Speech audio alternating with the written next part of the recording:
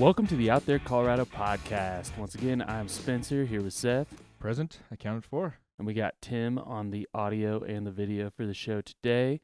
And once again, we've got a lot of great Colorado topics to chat about. Yes. Got some ski news. Got some resorts open in Colorado now. We also got some spooky stories for you, continuing our Halloween trend. Maybe a bit of a extravaganza with spooky today. Yeah, a little bit. If we go a little more than one story. Yeah. But yeah, before we get into that, how was your weekend, Seth? I saw the Bears game, so. Yeah. There's the Bears laying an egg. Hey, that looked like a pass interference there late in the game. Dude, on the confession, on the sideline, I think you watched more of it than I did. Caleb Williams threw that interception in the fourth quarter early toward the back of their end zone. And I was like, I'm done. Let's go on a hike. So we went on a hike. Where'd you go? Went to Stratton. Oh, nice. Just went and hiked around Stratton open space and let off some steam. And there you go. No, it was good to go. Checked out the new brewery here in downtown Colorado Springs. New-ish. I think it's been open for a number of weeks now. Gunslinger. Oh, really? Brewery. Haven't heard of it yet. Yeah, I think they kind of quietly opened in the old space of, what was it called previously? Brass? Is that ringing a bell? Oh, yeah. Yeah, for sure. Yeah? Oh, I already like the branding. That's cool. Very Wild West in there. Yeah, good couple beers. And then, I saw, speaking of spooky season, I finally watched Weapons, which is how was now that? on HBO. Very fun movie. Heard good things. Tim's giving us a thumbs up from the booth. If Tim likes it, that's how you know it's good.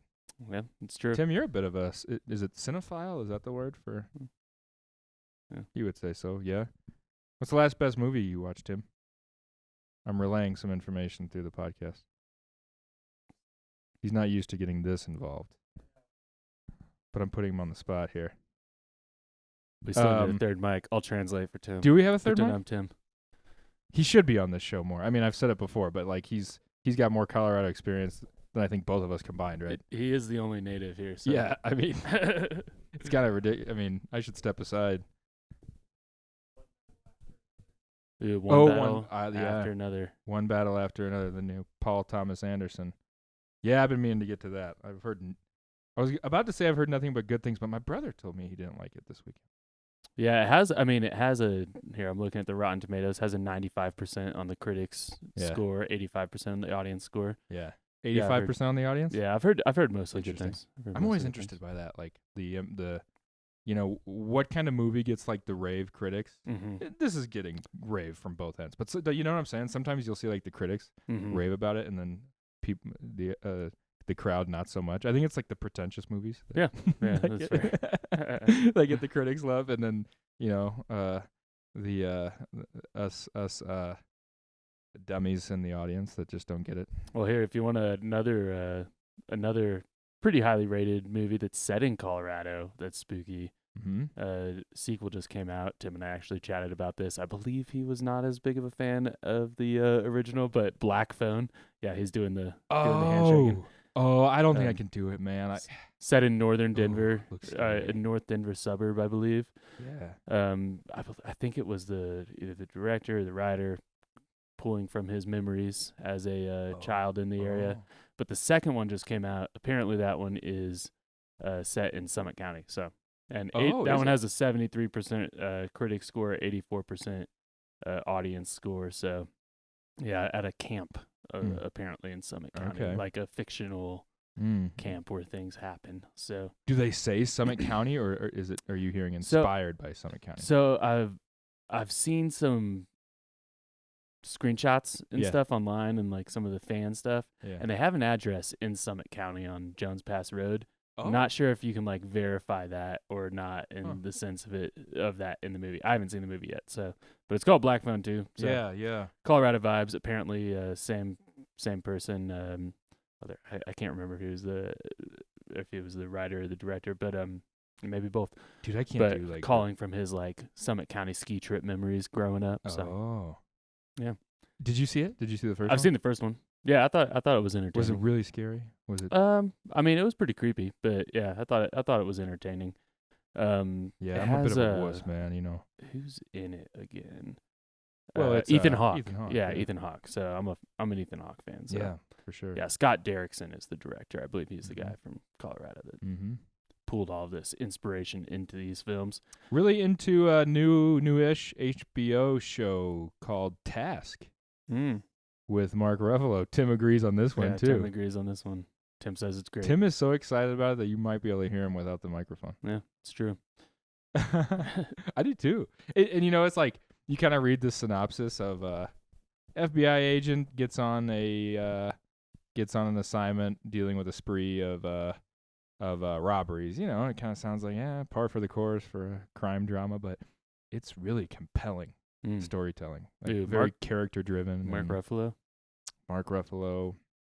It's one of those that just like every 10 minutes there's just another layer that gets peeled back, you know, that just keeps you engaged. Well, I trust both of your opinions, so I might have to check that one out too. Yeah. Dang. All Oh, right. hey, yeah. Back to the weekends. Yeah. Anything else? Anything else? Nothing else to report other than new blister from landscaping, but who cares about that at this point? Well, there you go. Yeah, video evidence. Same I mean, same here. I don't know how gory we can get on this show, but yeah, I got a nice blister too. God, I shook someone's hand today, and I was like, ah, you know, it's like right there. Yep. Anyway. That's how it goes. Yeah, it was a weekend of yard work for me too, but I did pop over to the Brit. I'm excited to hear about this. A new British pub in downtown Colorado Springs, started by one of the people that started it, authentic British man. Yeah. But yeah, I mean, I was super impressed. It's right by the soccer stadium, so perfect place for a British pub, right under those apartments that are there kind of on that southern side of the soccer stadium, Widener Field. And man, I was blown away. I didn't really know what to expect, but it's 2 stories, so pretty big, very like British vibes, but not really in like a tacky way by any means. Good food. Yeah, I mean, good vibes. They're going to open up early for a lot of the soccer games too. Like that'll be a great idea for like viewing parties, you know. I think one of the bartenders was saying they're going to open at like 5:30 some days, 5:30 a.m. for some of the games and stuff. So, wow. Yeah, cool spot. That's a great idea. I haven't been this excited about a new spot opening up in Colorado Springs. Just going before and after the games. There's always new stuff opening. Yeah, very cool. Girlfriend was able to try Strongbow for the first time on tap. The cider. Beer. Yeah, the cider. Yeah. Okay. Took me back immediately, just like smelling it. I don't think I've had it in like a decade or so since last time I was in England, and it just took me back immediately. But they got a lot of they got like Guinness. They have a cask ale. Yeah. Like one of the like room temperature, like no carbonation type of things. Yeah, I'll be excited to see where it goes. I was blown away.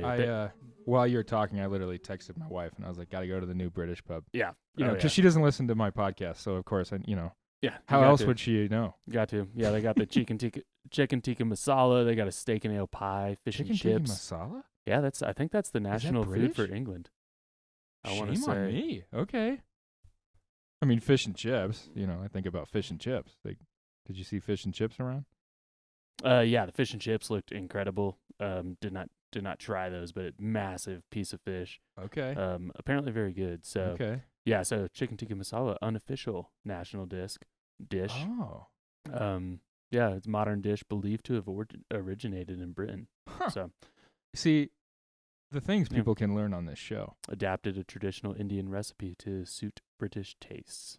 Would have never guessed. So, interesting stuff. But yeah, no, I mean, the food, everything was put together. They got the like red phone booth in there whenever you come in, and you can take your picture with the phone booth. Yeah. But yeah, definitely nice, a cool space though, huh? Like cool hangout cozy, spot. like good for the winter. Yeah, definitely. Those I like those kind of pubs like that for the winter. Yeah, it felt like a British pub. Yeah. Was like the cool thing. Like they have a whole room like dedicated to the Beatles kind of too. Yeah. But yeah, no, I'll be back. Brit? The Brit. Yeah, it's called the Brit. Yeah, right down there by the soccer stadium. Easy to find. Perfect location. You can see from the second floor like balcony. There's these really big windows, which is cool. Just because it like looks out onto like kind of the landscaping with all the like lit up trees and everything, but also the soccer stadium. So from the second floor, you can see the pitch there. So well, it just seems very fitting too, because I mean, that's also very British culture. Right? Yeah. Real football. Yeah, for sure. Yeah. They do brunch too, so you can get like the full British breakfast and everything. But Yeah. yeah, I'll be back for sure. So that was the highlight of my Great weekend call. whenever I was, just doing yard work the rest of the time. Yeah. So did pop over to Urban Animal, but Did you? Yeah. When were you there? Saturday at some point. Because we were thinking about going over there after Gunslingers, and I was like, Spencer might be over there. There was a chance, That's the spot, in yeah. between the trips to Lowe's that are just so demoralizing when you realize you need like one extra little thing and you have to make the whatever hour-long adventure to go to Lowe's. But yeah, no, it was a good weekend. You were serious. I didn't know there was some Lowe's trekking involved in your project. Oh yeah, they had to replace some drain pipes, so That'll do it. for the gutters. So yeah, that's boring though. Let's get on to Colorado. This weekend, something major happened when both of us were out of the office. Arapahoe Basin on October 25th, Saturday, announced at around 9:51 a.m. that they would be opening the next day, Sunday.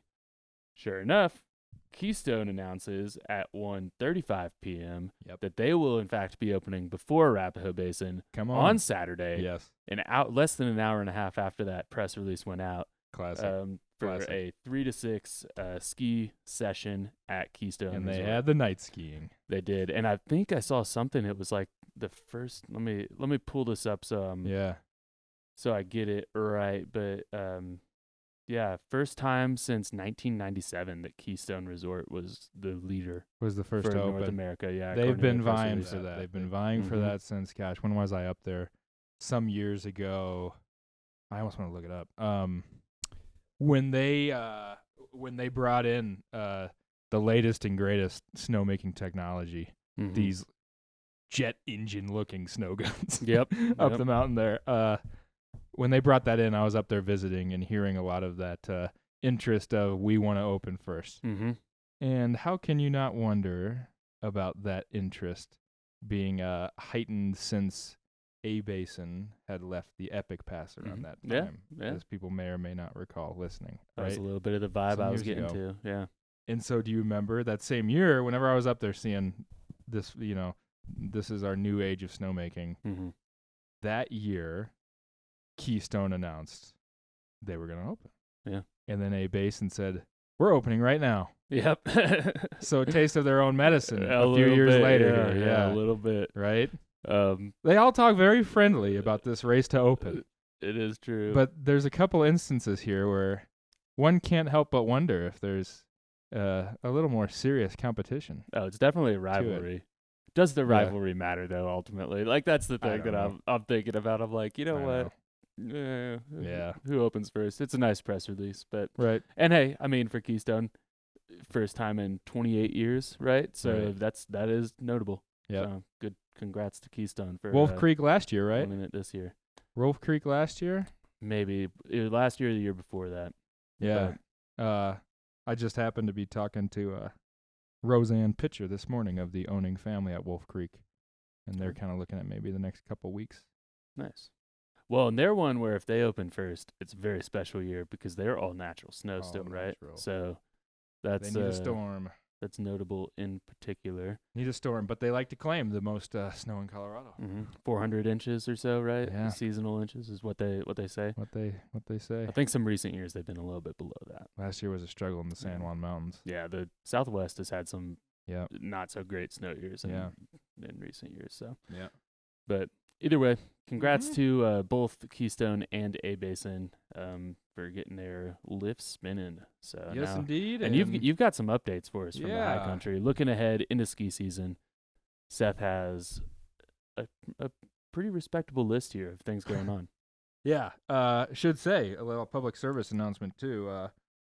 I'm sure people are on the lookout as we speak. Loveland has yet to announce, but they'll be coming up surely along the way here, along with Winter Park, right? Winter Park aims to open as soon as possible. But what's on the calendar right now, November 7th, so not this Friday, but next Friday, Breckenridge and Copper Mountain are scheduled for their openings. So, well, hey, since you mentioned Winter Park, they've got a ski ballet competition on November 15th.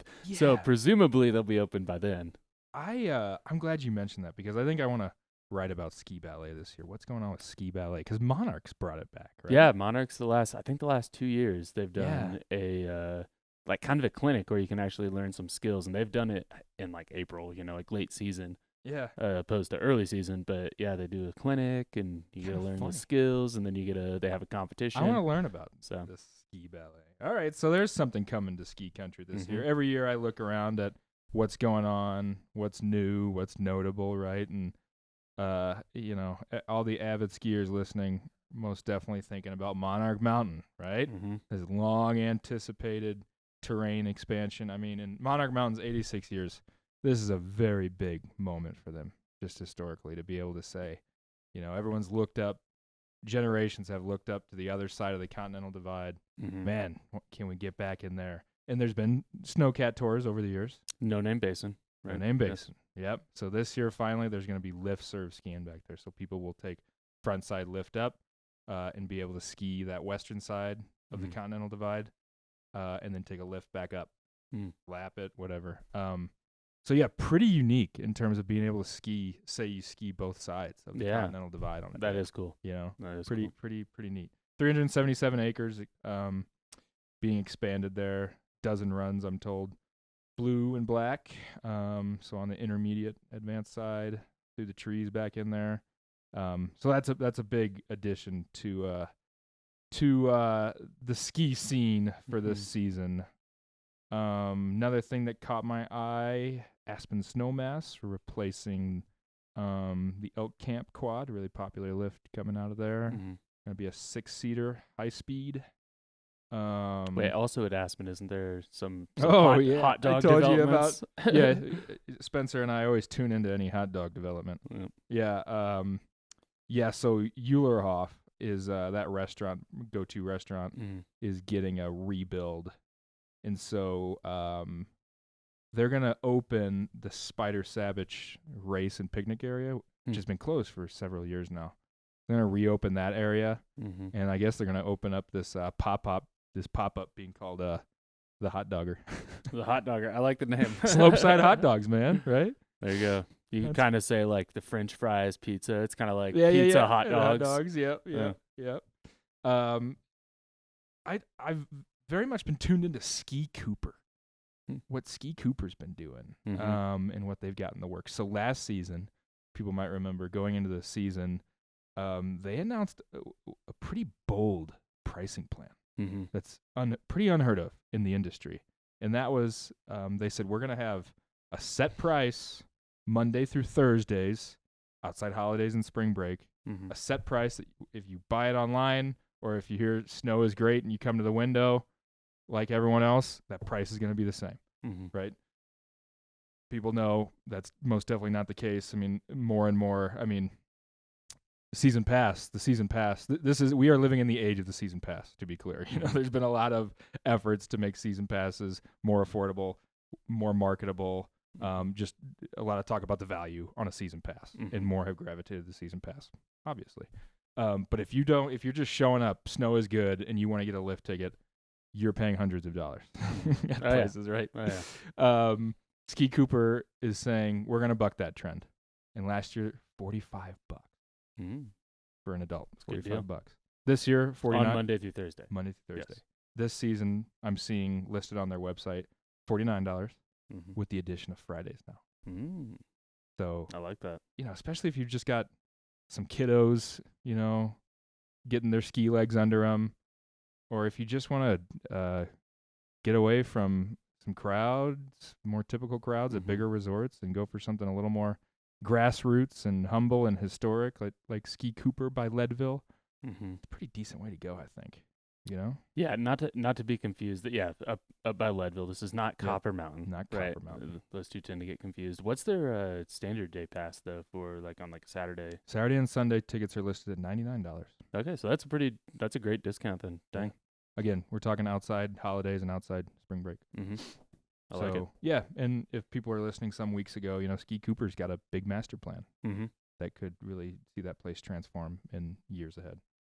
So anyway, there's that. Talking about another kind of humble ski area, I'd like to go ski this place, Granby Ranch. Yeah, I've skied there. Have you? Fun. Yeah, it's fun. Over by Winter Park, yeah. right? Yeah, it's a good time. Yeah. So there's like the East Mountain and the West Mountain, kind of divided into the terrain there. Mm-hmm. They've expanded, cleared some trees to kind of essentially expand that West Mountain side, being called Renegade Ridge. Ooh. Has a pretty enticing name, don't you think? That does. Yeah. I like it. They also do. I think they do night skiing there too, right? I think you're right. Yeah. So maybe it's the year for Granby Ranch. Yeah, I had fun. They have some pretty like chill trees there, and I had fun. I remember that being a notable thing. They also have like a uphill access mountain biking in the summer. Right. Yeah. So they've really been on the year round trend. Yeah. Kindred Resort. So Keystone is really up in the luxury game this year with that development that probably people have been watching over the years.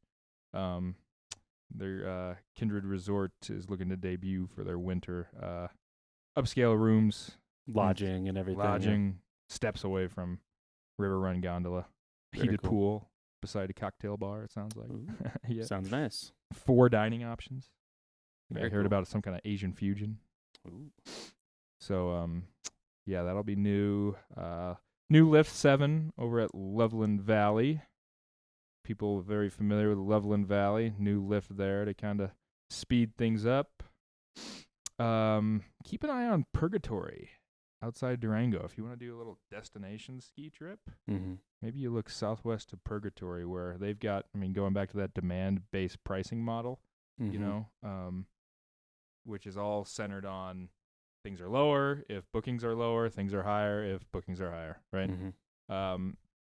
This demand-based pricing model for them, tickets start at $9. If you find your right date. I was gonna say, find the date. You know, pretty wild. And maybe it goes without saying, you got to buy early. That's like buying way in advance when you don't know what the snow is going to be like, right? So again, you kind of find your reasons to want to go to Southwest Colorado, Durango, check out Purgatory. You know, check out the hot $9. springs. You know, if you can find it, right? Yeah. Check out the hot springs. Yeah. Good excuse to get down there either way. Even if the snow's bad, it's still a fun day. Sunlight Mountain around Glenwood is marking what they're calling their largest capital project ever over the off season. Really? Replacing their 2 primary lifts. Maybe a year to see what Sunlight Mountain is all about. Hey, also, as we mentioned last week, the Boot Tan Fest going to take place there. So. Oh, yeah. Sunlight's getting on the scene. Yeah, I think those are kind of the most notable things that caught my eye. 50 years for Mary Jane. Ooh. You mentioned Winter Park earlier with the ski ballet. Yeah, Mary Jane section usually opens up, 2 weeks after the main area? Yeah. And that Winter Park Express expanding service a little bit this year. And more affordable tickets, I believe, right? Yeah, tickets starting at $19 I saw. Going from Denver, Union Station, up to Winter Park. Yeah. And you got to buy both ways, right? So yeah, is that right? I think it's 20 each way, yeah. Okay. Still a good deal. Makes sense. Especially if you're going up alone and want to miss I-70. Yeah. Get some scenic views along the way. Yeah. I've kind of wondered, people who aren't skiing, how popular or not that is, right? Yeah. It's marked as the ski train, right? But it's you just want to get away in Winter Park and. Yeah, man, people travel for scenic trains. Yeah. A lot of international travelers come for scenic trains too. I've learned that from a couple of my friends that live abroad, where that's their family's top thing is to go and check out trains around the world and just taking the views. And yeah, apparently it's a fun time. Love a train ride. Yeah. Yeah, me too. That covers every notable thing I noticed. Well, let's switch to a different season then and get into some of these spooky stories. All right. Time permitting, we've got 2. Yes. But let's start with the Denver Spider-Man. Denver Spider-Man. Not your friendly neighborhood. Yes, also known as Theodore Coney's. Quite the opposite. This story takes place in, is it 1941? Is that what you're seeing? Yep, 41. 1941. A man living at, sorry, I'm just getting my bearings about me. Maybe I just read again from what I've written in the past. 1941, October, right around this time of year, October 18th. A retiree named Philip Peters was found, what a police report described as battered and bloody, right? A murder that the captain of detectives called one of the most repellent in Denver history.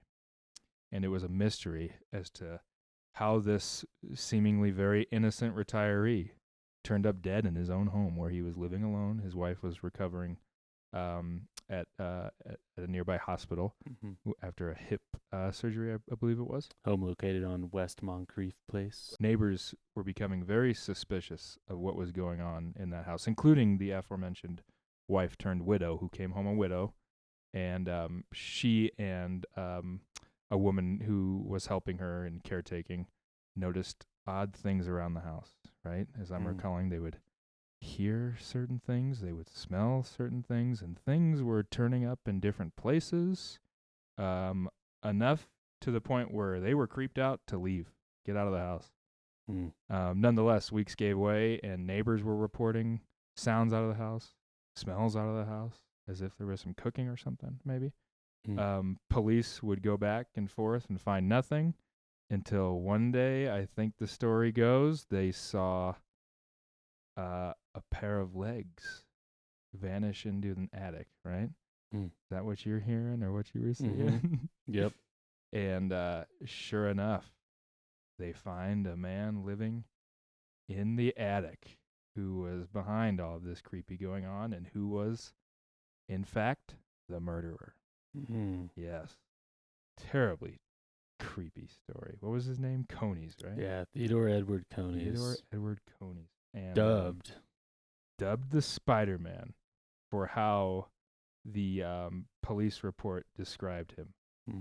I'll quote it here. The strangest looking human, the police chief wrote this, the strangest looking human I had ever seen. A tall man, just under 6 feet, but thin as a wilted weed. His dirty hair hung low over his ears, and his skin was the ugly, unwashed gray of an overcast sky. The legend of the not-so-friendly Spider-Man was born. Well, and so speaking of the friendly Spider-Man, yes, that Spider-Man, as the world knows him, was invented in August of 1962. So this was the original Spider-Man. The original Spider-Man. Didn't think about that. 20 years before.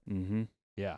So he was. He told his story. Apparently, just confessed straight up that he killed this Philip Peters, whom apparently he had met like at a guitar club, a local guitar club.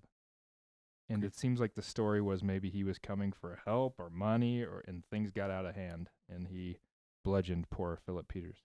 Yeah, creepy stuff. Really creepy. Yeah, the report I'm seeing here says he discovered him at the refrigerator. Okay. So maybe grabbing some food. Yeah. And then, ooh. Yeah. I think we mentioned it before, but it's just. Yeah, that thought alone. When you know the story, you look at your attic door a little different all the time. Yeah. Got to utilize those security cameras. Oh man. Draw little lines on your milk jug to make sure no one's drinking your milk while you're not at home. Theodore Conies ended up dying in the Colorado State Penitentiary in Canyon City.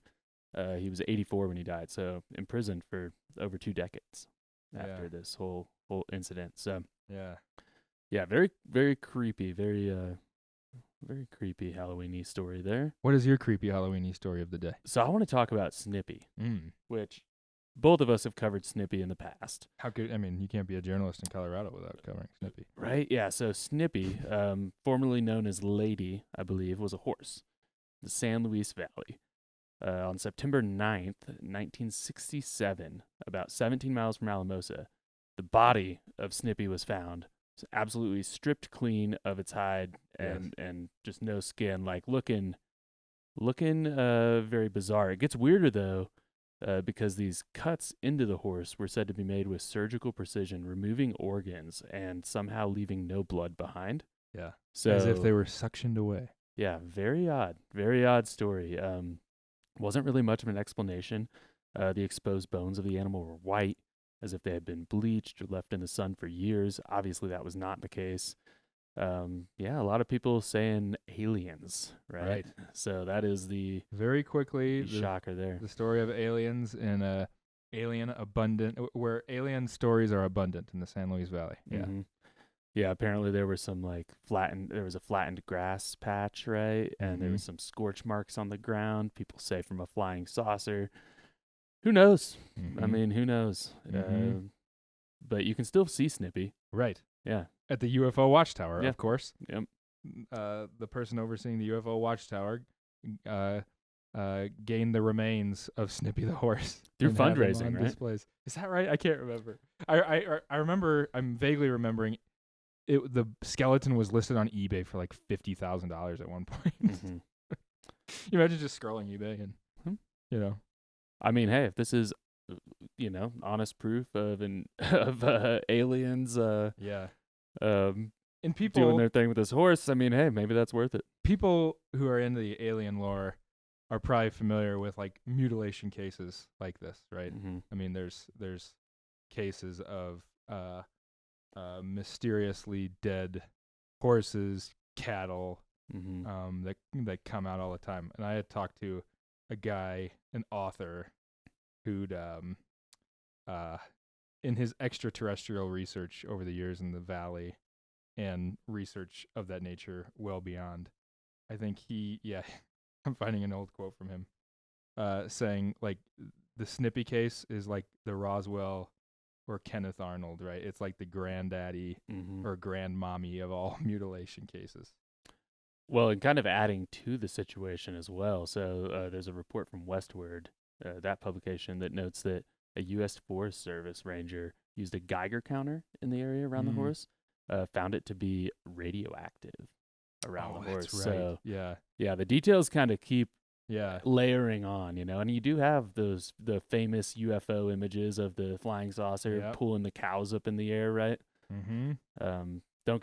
We don't get much talk about that nowadays with all the talk about like these underwater UFOs or things like the TikTok, but there's been a long history of livestock having these reported run-ins with extraterrestrials. Apparently, the Snippy case was commissioned by the Air Force at one point in a report that came to be called the Condon Report. And it concluded there was no evidence to support the assertion that the horse's death was associated in any way with abnormal causes. Seems fishy. There was, according to the report, evidence of infection that likely killed the horse, and of a cut that could have allowed magpies and scavengers entry to the innards. I mean, I'm also seeing some reports that the wounds on the horse were cauterized as well. I don't know if magpies know how to do that. People were not convinced. Goes without saying. People still aren't convinced. People were not convinced, and they still remain unconvinced of that rationale. Yes. Either way, there's a story of Snippy the horse from the San Luis Valley, the notorious San Luis Valley. Yeah, if you want to be entertained, just look up San Luis Valley UFO stories. You have stories about people on highways out there, like missing hours of their day, and just all of a sudden, apparently they've been abducted type of thing. All sorts of stories coming out of the San Luis Valley. And it makes sense, though, too. I mean, it is, the largest alpine valley in the world. Wide open. Yeah, wide open. You can see the full night sky. Yep. Nothing to obscure the stars. Yeah. I was on a camping trip there. I want to say it was in October a couple years ago, but there was definitely this weird movement in the sky, like a shadowy movement. Could have been a cloud or something, but either way, it was one of those things where you kind of stop and you're like, what is that? Kind of a weird weird sighting. You can talk to the most normal people around the San Luis Valley, and they've all got a UFO story. Yeah, for sure. Look up at the sky long enough, you're going to see something. Yes. But yeah, I think that's about all we got to chat about for today. A little bit of a quicker episode. Got some ski country updates. Got some creepy stories in there for you. Got some rambling. Some movies and show recommendations. Yeah. New British pub in Colorado Very excited about that British pub. Yeah, you got to check it out. What food did you get? Did you say? So they've got whenever I was there, I actually didn't eat. Okay. I didn't order any food. We had some of the appetizers. There was this little Indian inspired little little fried thing. They had some shrimp cakes. They had all right. we had some these little cheese balls, which were absolutely delicious. Love that. They were just deep fried balls with cheese in them. Love that. But yeah, no, it's the bigger meals look absolutely amazing too. So sweet. But yeah, that's about it for the show today. Always fun. Yeah. Until next time, I'm Spencer. I'm Seth. And we will see you out there. Yep.